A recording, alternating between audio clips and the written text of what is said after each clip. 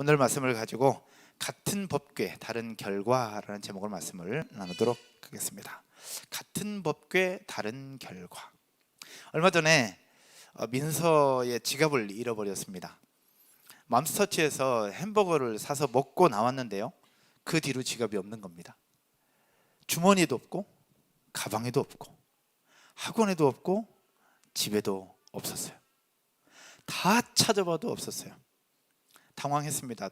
지갑에 돈이 많이 있는 건 아닌데 거기에 신용카드가 있었고, 또 더 중요한 거는 이제 조금 있으면 시험을 볼 민서의 신분증이 거기에 있었습니다. 물론 재발급 받으면 되지만 수능을 준비하는 학생에게 있어서 다시 신청하고 재발급 받고 하는 부분들이 또 귀찮은 일이잖아요. 그러다 보니까 너무 속상한 거예요. 그래서 거기 신경 쓰다가 그날 저녁은 공부를 하나도 못했다고 이야기를 하더라고. 그냥 엄마 아빠 괜찮아, 재발급 받으면 돼, 괜찮아라고 얘기했지만 민서는 그게 너무 속상하고 너무 마음이 아파서 밤새도록 공부를 못했다는 이야기죠. 다음날 아침에 맘스터치로 다시 출발했어요. 혹시라도 길에 떨어졌을까 싶어서 학원에서 맘스터치로 가는 그 길을 다시 갔어요. 그리고 저는 차 타고 맘스터치로 갔어요. 근데 오픈 시간이 11시. 그때까지 기다려야 되는 거예요. 전화해도 전화도 안 받고. 그래서 오픈하면서 전화를 했어요. 맘스터치에 있대. 그래서 오픈 시간 되자마자 학원에서 맘스터치로 가서 전화해서 엄마, 지갑 찾았어. 아빠 찾았어요. 마치 대학 합격한 것처럼. 근데 그 지갑이 뭐라고 그거 찾았다고 그렇게 기뻐하고 그렇게 행복하는 민서와 권우의 모습을 보면서 저희도 행복하더라고.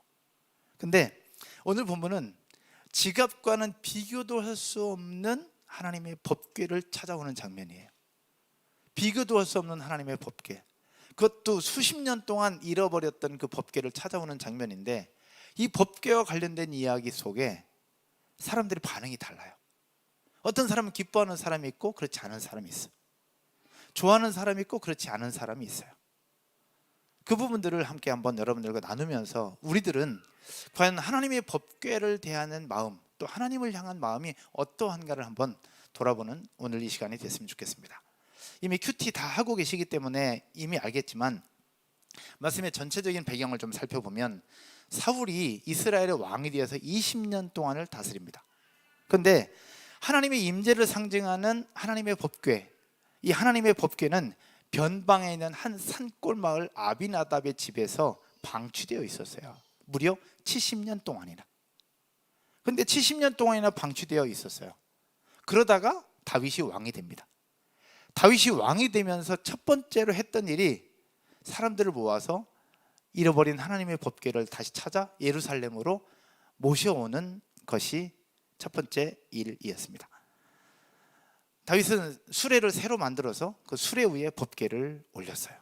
그리고 예루살렘으로 오고 있었습니다. 근데 웬걸 나곤의 타작마당이라는 곳에 들렸을 때 소들이 막 뛰면서 법궤가 흔들리니까 옆에서 보조하고 있던, 안내하고 있던 우사가 손을 갑자기 대요.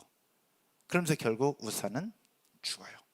선한 의도로 손을 댔지만 결국은 죽임을 당하고 말아요. 주변 사람들이 다 겁을 먹었어요. 그리고 다윗 왕도 겁을 먹었습니다. 여러분, 그 상황이라면 여러분들은 그건 어떠하겠습니까? 두려워 떨고 있는 건 당연할 것 같아요. 다윗도 그러했습니다. 그 상황 속에서 그러면 법궤를 이제는 더 이상 옮길 수가 없는데 어떻게 될까?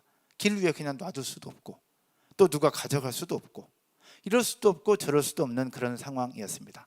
결국 우여곡절 끝에 오벳 에돔이라는 사람이 자기 집으로 모시게 되는데, 그때부터 오벳 에돔의 집에 하나님의 복이 어마어마하게 부어집니다. 하나님의 복이 주어진다는 이야기를 다윗이 듣고 다시 움직여서 법궤를 예루살렘 성으로 옮겨요. 이것이 오늘 본문의 전체적인 배경이라고 보시면 됩니다. 근데 이 말씀 속에서 같은 법궤인데 뭐가 다르냐? 동일한 하나님의 법궤였어요. 근데 70년 동안이나 있었던 아비나답의 집에는 그 어떠한 복도 없었어요. 근데 단 3개월 있었던 오벳 에돔의 집에는 어마어마한 복이 주어집니다. 동일한 법궤였어요. 근데 사울 왕은 그 법궤에 관심이 없었어요. 그러나 다윗 왕은 왕이 되자마자 그 법궤를 예루살렘으로 모셔요. 또 그 법궤가 예루살렘으로 들어올 때 다윗 왕은 춤을 추며 기뻐하고 행복했어요. 그러나 똑같은 법궤인데 사울의 딸 미갈은 춤을 추는 다윗 왕을 비난하고 책망을 해요. 똑같은 법궤인데 왜 사람들의 반응과 그 결과가 다를까? 여기엔 분명한 이유가 있더라는 거죠. 우리가 신앙생활을 하고 우리가 믿는 하나님은 동일한 분이에요. 여러분 아멘이십니까? 동일한 분이시고 여전히 우리와 함께 하시는 분이에요. 그러나 그 하나님을 섬기는 데 있어서 우리의 행동과 말, 우리의 태도는 다 다를 수 있다는 거죠. 그래서 다 다른 것은 우리를 다르게 만드셨으니까 그런 거예요. 여러분 할렐루야. 다 다르게 만드셨으니까 다를 수 있어요. 그러나 다 다른 삶, 다른 행동, 다른 말을 하지만 진짜 중요한 것이 무엇인가를 오늘 여러분들과 함께 나누어 보려고 합니다. 첫 번째는요, 따라서 한번 해볼까요? 하나님은 내 삶의 중심이었다. 다윗의 모습 속에, 아비나답의 모습 속에 발견할 수 있는 것은 무엇이냐? 하나님은 내 삶의 중심이었다라는 겁니다. 하나님의 법궤는 원래 성막의 지성소에 있어야 되잖아요. 하지만 당시 법궤는 기럇 여아림이라는 곳에 아비나답의 집에 있었습니다. 그 이유는 아벡 전투에서 법궤를 빼앗겼다가 다시 법궤를 찾아요. 그러니까 그 다시 찾은 법궤를 보면서 호기심을 가졌던 베세메스 사람들이 법궤를 이렇게 들여다봐요. 이렇게 들여다봤다가 하나님의 징계를 받아서 또 수많은 사람들이 죽어요. 결국 하나님의 법궤는 두려움의 대상이 됐어요. 그러면서 결국 그 법궤가 어떻게 되느냐? 아비나답의 집, 변방의 산골 마을에 있는 아비나답의 집에 보내진 뒤 그때부터 방치가 된 거예요. 무려 70년 동안이나. 그런데 다윗이 왕이 된 이후에 법궤를 다시 예루살렘으로 모시려고 인원은 사람을 준비하는데 몇 명을 준비하느냐? 3만 명을 준비합니다. 3만 명.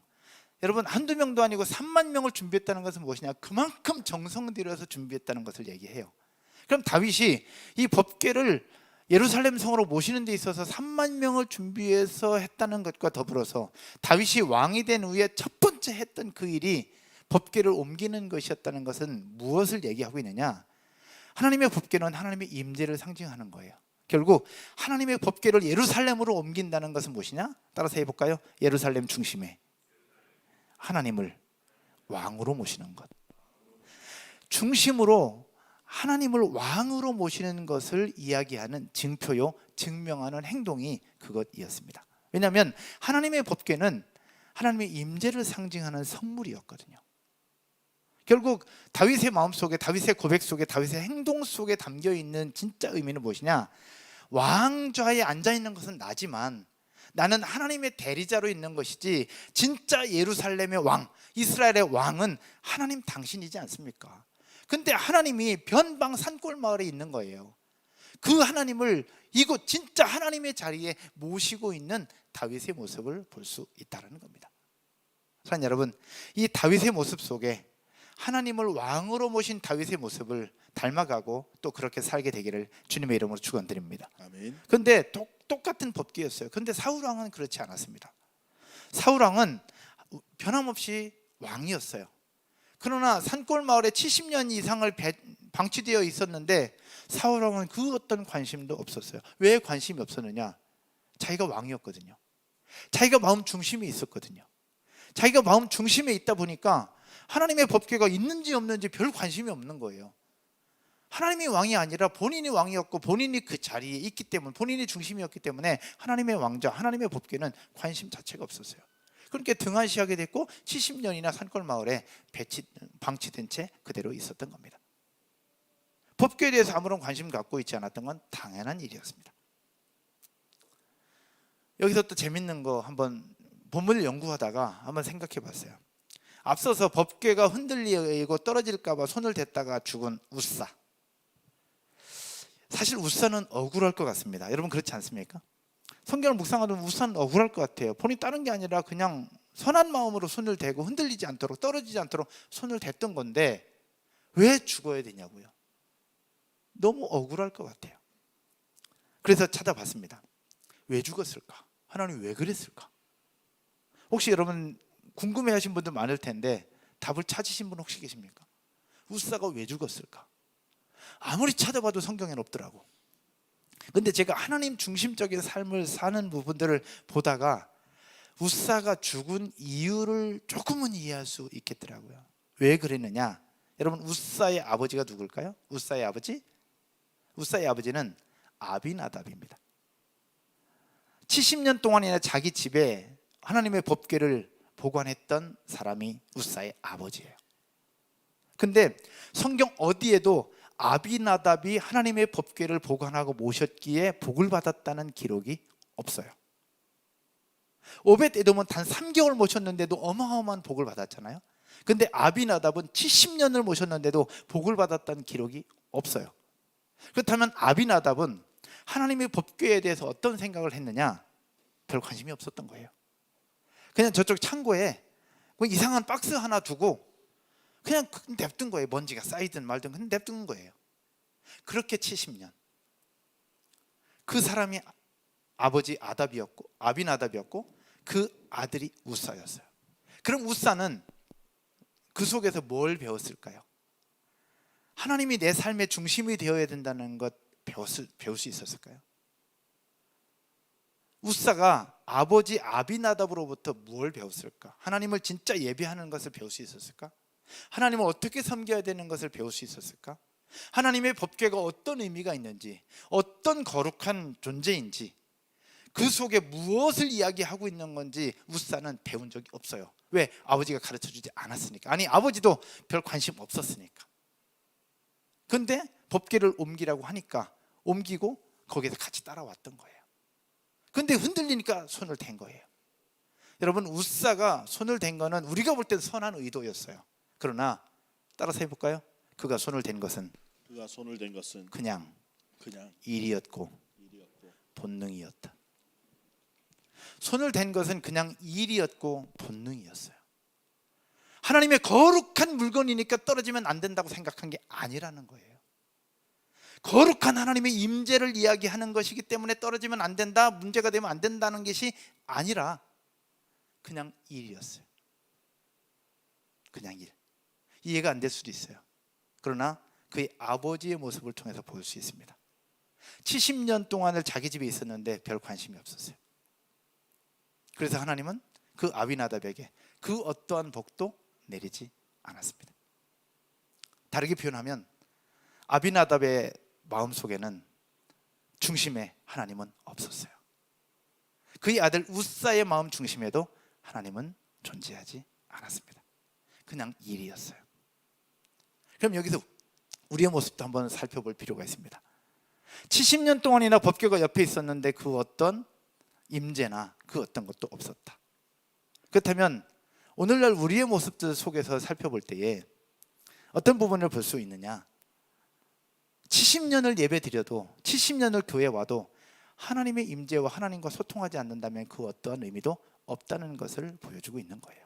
그러나 단 하루, 단 한 번 예배를 드려도 그 속에서 하나님의 임재를 경험하고 하나님과 소통하고 하나님을 경험할 수 있다면 그 한 번이 70년보다 더 강력하고 더 파워풀한 하나님의 역사가 될 수 있다는 것을 말씀하고 있는 것 아닐까요? 그것이 바로 카이로스의 시간이죠. 여러분 아멘이시죠? 그냥 70년을 흘러보내는 크로노스의 모습이 아니라 단 한 번 예배를 드리고 단 3개월 법궤를 모신다 할지라도 그 법궤를 통해서 나타나는 하나님의 역사와 그 중심의 하나님을 모실 수 있다면 그것이 바로 카이로스의 시간이고 그 속에서 하나님의 은혜와 역사를 경험할 수 있다라는 것. 오벳에돔은 그러한 사람이었어요. 그러나 아비나답이나 웃사는 사울 왕은 그렇지 않았다는 거예요. 다윗 시대에 하나님의 자리가 예루살렘 성이었다면 오늘날 이 시대의 하나님의 자리는 어딜까요? 오늘날 이 시대의 하나님의 자리, 우리 마음 중심은 어딜까요? 바로 우리의 마음 중심이 하나님의 자리인 줄로 믿습니다.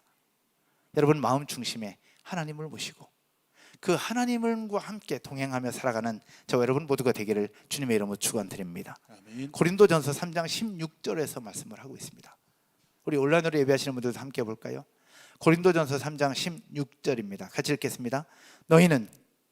너희가 하나님의 성전인 것과 하나님의 성령이 너희 안에 계시는 것을 알지 못하느냐. 네, 제가 한 번 더 읽을게요. 너희가 하나님의 성전인 것과 하나님의 성령이 너희 안에 계시는 것을 알지 못하느냐. 우리가 하나님의 성전이고 하나님의 성령이 우리 안에 계시다는 것을 이야기를 하고 있는 겁니다. 여러분, 우리가 하나님을 경외한다면 우리의 삶의 중심에 하나님을 모셔야 합니다. 아멘. 다윗이 사울과 달랐던 것이 이것이었어요. 그리고 사울의 딸 미갈과 다윗 왕이 달랐던 것도 이것이었습니다. 그래서 다윗은 하나님의 법궤가 예루살렘에 들어올 때 기뻐 뛰며 춤을 춘 거예요. 에봇이 벗겨지든 말든 그 자체로 너무 행복했고 너무 축제였어요. 왜? 하나님이 내 자리로 오니까, 하나님이 우리 가운데 오시니까 얼마나 기뻐했겠어요. 그 자체로 기쁨이었으니까. 사랑하는 여러분, 하나님이 여러분 삶에 지금도 함께 하고 계십니다. 여러분 아멘이시죠? 아멘. 지금도 함께 하고 계시고 지금도 여러분들이 은혜를 베풀고 계십니다. 우리의 모습이 부족할 수 있어요. 어쩌면 우사처럼 열심히 하긴 하는데 그 속에서 내가 하나님보다 내 일이 더 우선돼서 할 수도 있어요. 그러나 오늘 이 시간 이 사실을 깨닫고 지금 오늘 이 시간 단 1분 1초라도 하나님을 내 삶의 중심으로, 내 마음 중심으로 모신다면 3개월 모시면서도 어마어마한 복을 받았던 오벳에돔처럼 여러분들에게도 놀라운 은혜와 축복을 주실 줄로 믿습니다. 아멘. 그 하나님의 복을 누리고 또 받고 그 하나님과 함께 살아가는 저와 여러분 모두가 되시기를 주님의 이름으로 축원드립니다. 아멘. 두 번째는요, 같은 법궤인데 다른 결과. 두 번째는 하나님 앞에는 공짜가 없다입니다. 따라서 해볼까요? 하나님 앞에는 공짜가 없다. 공짜가 없다. 오늘 보면 10절 말씀에 보면 다윗이 그 마음 중심에 하나님을 모셨던 사람이에요. 근데 이 다윗의 모습 속에서도 재밌는 걸 하나 발견할 수 있습니다. 이 법궤를 옮겨가기를 즐겨하지 않았다라고 얘기를 하고 있습니다. 한번 보실까요? 같이 읽겠습니다. 다윗이 여호와의 궤를 옮겨 다윗성 자기에게로 메어 가기를 즐겨하지 아니하고 가드 사람 오벳에돔의 집으로 메어 간지라. 아멘. 다윗이 법궤를 운반하려고 했던 시도도 선한 의도였어요. 좋은 의미였어요. 그 마음 중심에 여호와 하나님을 중심에 모시려고 하는 그의 모습이었습니다. 하지만 의도와 달리 결과는 좋지 못했어요. 왜? 우사가 죽었거든요. 억울할 수 있는 죽음을 지금 맞이하게 됩니다. 거기서 다윗이 충격을 먹어요. 그리고 나서 다윗이 예루살렘으로 운반하는 것을 즐겨하지 않으면서 멈춥니다. 근데 그 법궤를 길 위에 놓을 수는 없잖아요. 그래서 이렇게 할까 저렇게 할까 자기들은 고민했을 거예요. 그러다가 결국은 법궤를 오벳에돔의 집으로 옮기기로 결정을 합니다. 여기서 오벳에돔의 자원에 의한 것일까 타의에 의한 것일까, 혹시 여러분 고민해 보신 분 계십니까? 오벳에돔이 자원한 걸까 아니면 억지로 한 걸까? 여러분 어떻게 생각하십니까? 한번 들어볼까요? 자원한 것이다. 자원한 것이다. 자원했을 것 같다. 네, 아니면 타의에 의한 것이다. 타의에 의한 것이다. 정답은 모르겠어요. 근데 여기저기 성경을 다 찾아보니까 자원해서 했다면 그것도 말이 돼요. 자원해서 했기 때문에 하나님이 그렇게 복을 주신 거죠. 근데 다윗의 명령 때문에 타의에 의해서지만 그래도 오벳에돔이 허락하지 않으면 안 되는 거예요. 왜냐하면 이 하나님의 법궤와 관련된 부분에 있어서는 분명한 역할이 있었거든요. 그러니까 법궤를 운반하는 일은 누구만 할 수 있느냐? 고라 자손만 할 수 있었어요. 그러니까 레위 족속 중에서 고라 자손이 이 운반할 수 있는 자격이 주어져요. 그리고 이 법궤를 직접 관리하고 직접 챙겨야 할 수 있는 사람은 제사장의 그 일을 할 수 있는 거예요. 근데 이 오벳에돔은 고라 자손도 아니었고 제사장도 아니었어요. 그냥 레위인이었어요. 그래서 다윗 왕이 하라고 얘기해도 전 이것 때문에 안 돼요 라고 거절하면 억지로 못해요. 왜? 거기에 자격에 해당되지 않으니까. 근데 오벳에돔이 받아들였다는 얘기는 자원일 수도 있지만 아니면 다윗 왕이 얘기했을 때 오케이 하면서 허락을 했을 수도 있다는 거죠. 여하튼 법궤는 오벳에돔의 집으로 들어갑니다. 집으로 들어가요. 근데 여기에서는 중요한 것이 무엇이냐? 오벳에돔으로서는 자기의 희생을 무릅쓴 일이었습니다. 잘못하면 우사처럼 죽임을 당할 수도 있잖아요. 잘못하면 자기뿐만 아니라 베세메스 사람들이 들여다보다가 다 죽었던 것처럼 자기 하나만 문제가 아니라 자기 가족들까지 다 죽일 수 있는 그런 위험을 지금 오벳에돔은 감수하고 자기 집으로 모시고 있는 거예요. 여기에 자기 부인이었어요. 또 중요한 것, 오벳에돔이 하나님의 법궤를 자기 집으로 모신다고 결정을 했을 때 다윗 왕도 두려웠어요. 무서웠어요. 어쩌면 본인이 옮기려고 마음 먹었음에도 불구하고 즐겨하지 않았던 다윗, 주변 사람들 다 무서웠을 거예요. 피했을 거예요. 외면했을 거예요. 모른 척했을 거예요. 왜? 무서우니까. 어쩐 재앙이 올지 모르니까 다 외면하는 거예요. 그러나 그럼에도 불구하고 오벳에돔은 자원일 수도 있고 아니면 허락일 수도 있지만 그것을 자기 집으로 모시는 것을 오케이 허락하고 동의를 했던 거죠. 여기에 오벳에돔의 놀라운 적극성을 보여주고 있습니다. 그 결과는 어떤 일이 벌어졌는지 여러분 아시죠? 오늘 성경 11절과 12절 말씀 함께 보죠. 11절 여러분이 한번 읽겠습니다. 여호와의 괴가 가드 사람 오벳에돔의 집에 석 달을 있었는데 여호와께서 오벳에돔과 그의 온 집에 복을 주시니라. 아멘. 12절도 볼까요? 어떤 사람이 다윗 왕에게 아뢰어 이르되 여호와께서 하나님의 괴로 말미암아 오벳에돔의 집과 그의 모든 소유에 복을 주셨다 한지라. 아멘. 오벳에돔의 집에는 재앙 대신 하나님의 축복이 주어졌어요. 그러면서 성경을 찾아보면 오벳에돔이라는 단어는 그렇게 많이 나오지 않아요. 근데 놀라운 사실은 오벳에돔이라는 단어가 나올 때마다 복을 받았다는 얘기가 나와요. 역대기 말씀 한번 볼까요? 역대상 13장 14절입니다. 여러분이 한번 읽죠. 13절 하나님의 괴가 오벳에돔의 집에서 그의 가족과 함께 석 달을 있으니라. 여호와께서 오벳에돔의 집과 그의 모든 소유에 복을 내리셨더라. 무엇을 내리셨더라? 복을 내리셨더라. 또 역대상 26장에서도 말씀하고 있습니다. 역대상 26절 6장 8절 다 같이요. 이는 다 오벳에돔의 자손이라. 그들과 그의 아들들과 그의 형제들은 다 능력이 있어 그 직무를 잘하는 자이니 오벳에돔에게서 난 자가 62명이며 쭉쭉쭉쭉 있어요. 정확하게 오벳에돔의 집에 어떤 복을 주셨는지는 정확하게 이야기는 하지 않는데 그 뒤에 보면 자녀들의 축복, 후손들이 잘 되는 복을 주셨음이 확실해요. 근데 몇 번 등장하지 않는 이 오벳에돔이라는 이름이 나올 때마다 성경은 뭘 얘기하느냐? 복을 받았더라, 복을 받았더라, 복을 받았더라 하는 거예요. 단 3개월 섬겨놓고 완전 가성비로는 최고 아니에요? 70년 섬겼는데 아무것도 없었는데 딱 3개월 섬겼는데 대박인 거예요. 이거는 가성비 갑이죠. 근데 이 속에 무엇을 볼 수 있느냐? 이 오벳에돔에는 하나님을 섬기는 그의 마음 중심이 있었던 거예요. 왜? 오벳에돔은 레위 사람이었습니다. 결국 부모로부터 어떻게 하나님을 섬겨야 되는지, 그리고 하나님의 법궤가 어떤 의미를 가지고 있는지를 어릴 적부터 계속 배워온 거예요.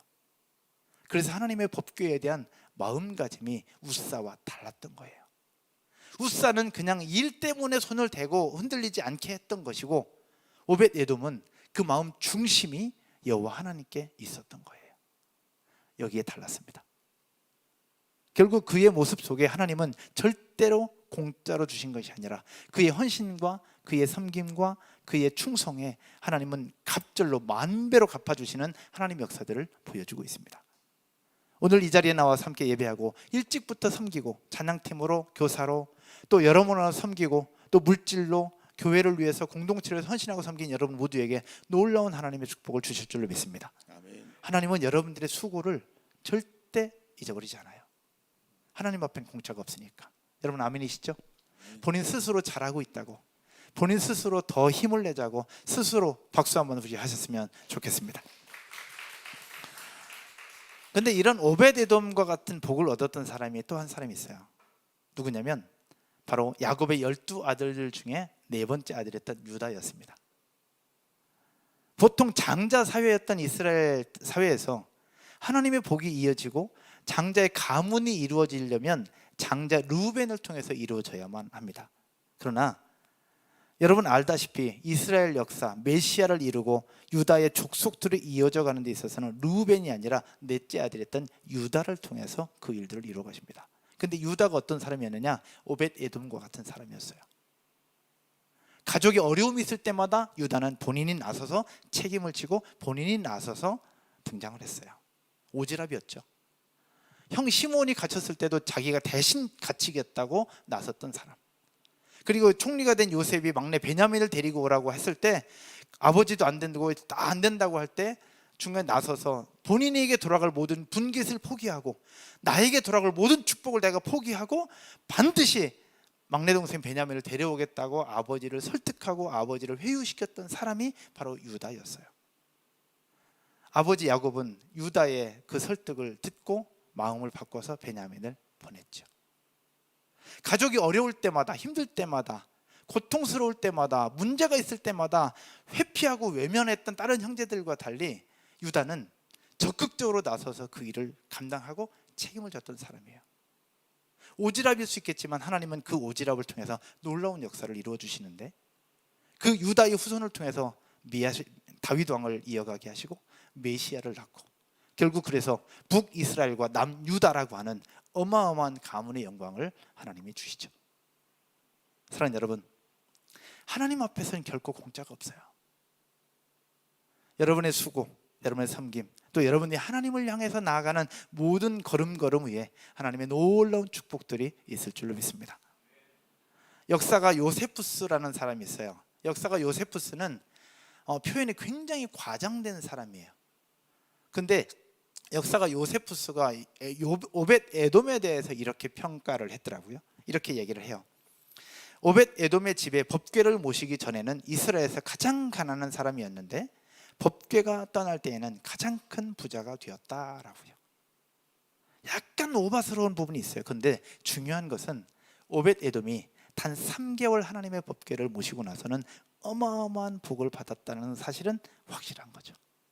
이런 하나님의 복이 여러분 모두에게 나타나고 주어질 줄로 믿습니다.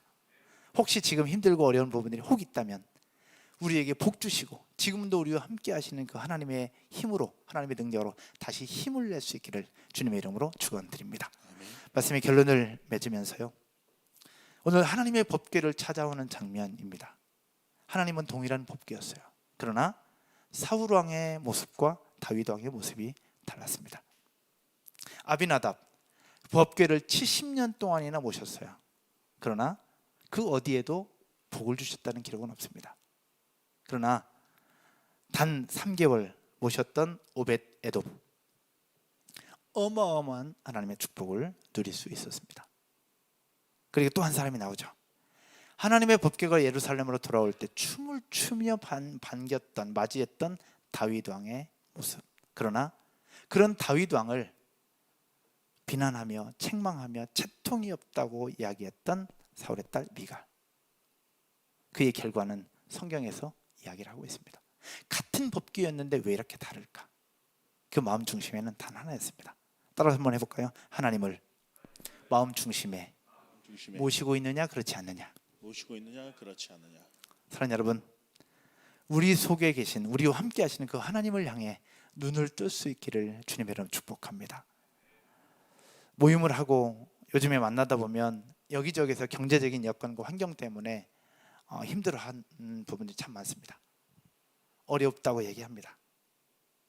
보면서 안타깝기도 하지만 또 저절로 기도가 나오기도 해요.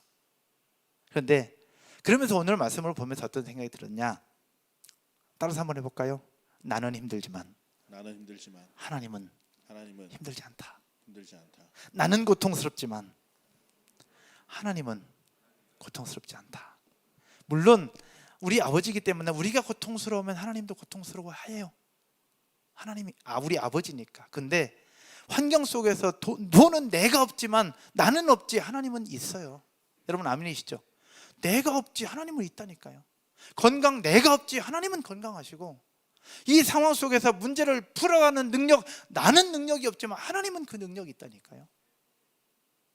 우리 속에 산적해 있는 수많은 문제들 속에 나는 그걸 해결할 수 있는 능력도 없고 부족함이 많아. 그러나 하나님은 다 하실 수 있다는 사실들을 기억하고 그 하나님 앞에 우리 눈을 열어서 하나님을 바라볼 수 있기를 주님의 이름으로 축복합니다. 우리가 기도하잖아. 하늘에 계신 우리 아버지, 하늘에 계신 하나님이 모든 걸 다 할 수 있지 않을까요? 전능한 사천지를 만드신 하나님 아버지를 내가 뭐하며 믿사오며 전능하신 하나님 아버지, 천지를 창조하신 하나님을 내가 믿는다고 얘기하는데 현재 이 속에서 주저앉고 힘들어하고 고통스러워하면 그런 모습을 보면 하나님 마음이 어떠하겠냐는 거예요. 눈물 나도록 힘들고 눈물 나도록 고통스러운 분이 있을 거예요. 그러나 우리를 창조하신 그 하나님, 지금도 함께 하신 그 하나님, 내 마음을 아시는 그 하나님, 지금도 우리와 함께 하신다 그 하나님, 그 하나님을 우리 마음 중심에 모시고 그 하나님으로 하여금 다시 일어설 수 있기를 주님의 이름으로 축복합니다. 아멘. 아멘이시죠? 아멘. 우리 이 시간에 성찬식 바로